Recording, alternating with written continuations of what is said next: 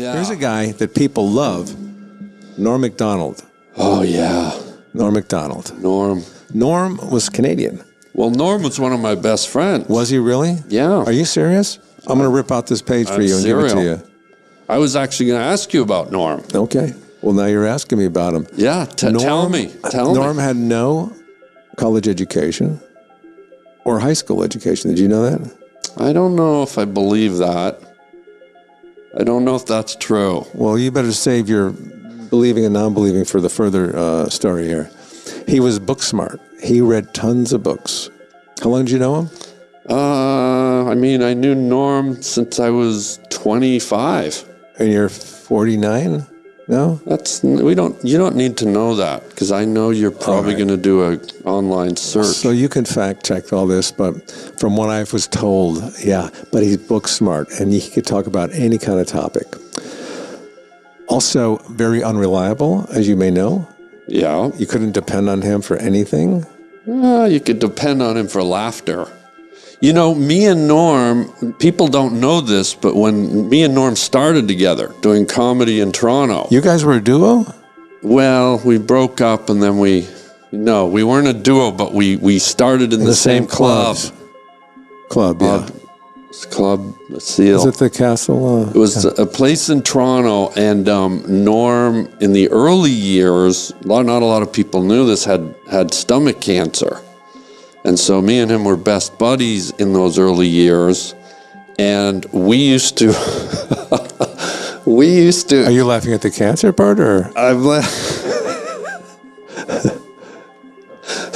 Maybe. Norm, when we were up there, he used to tell me, he goes, I want to be on Saturday Night Live one day.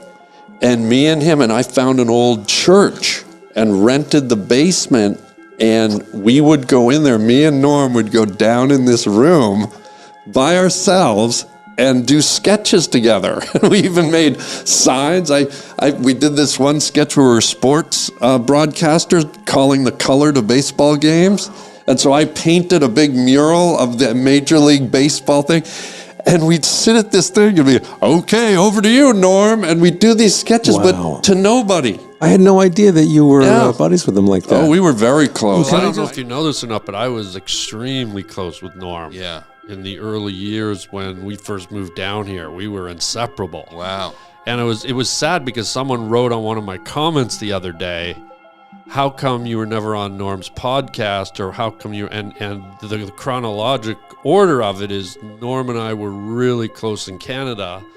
Then when I came down here, we were like inseparable. We were together all the time. Like I knew the real Norm. Canadian fucking kooks. And then we sort of had a little bit of a falling out that I won't go into, and we sort of separated. And this just came up with someone the other day, and I didn't even talk to Norm for about 20 years. Really? And I bumped into him one night at Greenblatts. Over a gambling thing?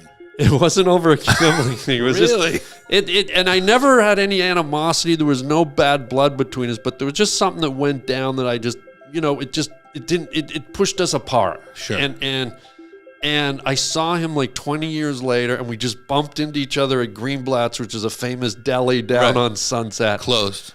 And it was just like, we sort of like, it's almost like seeing an old girlfriend. Yeah, Couldn't help just but like, smile. Yeah, and it was like, and Norm was like, hey man, how you doing? And I went, hey Norm.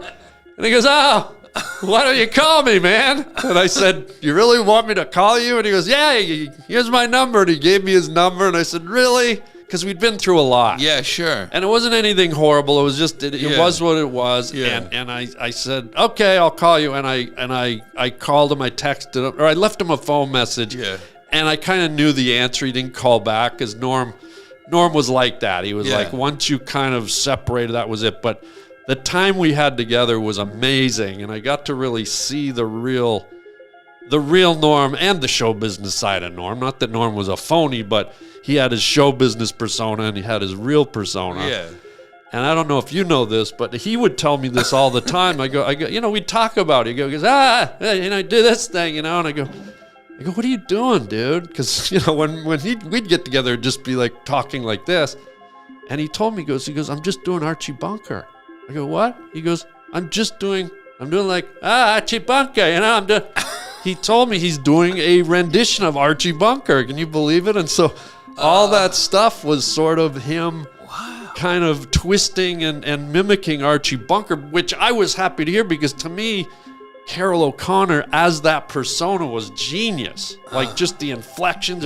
If you were to go back and watch Carroll O'Connor, you'd probably pick up a lot of normisms in there. But that's where he kind of built that persona from. Can you believe it? Isn't that wild? Fascinating. You have another one? No, I used to hang out with Norm MacDonald a lot. Me and Norm were really close. God, I loved him. And we used to go play tennis. And after we'd play tennis, we'd go into like the 7-Eleven. And we'd always do this thing where we go, okay, we're going to go in together. And each of us has to point at one item and make a joke about it.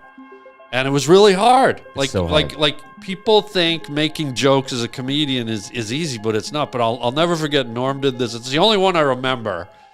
But I pointed to, you remember those things, animal crackers? Yeah.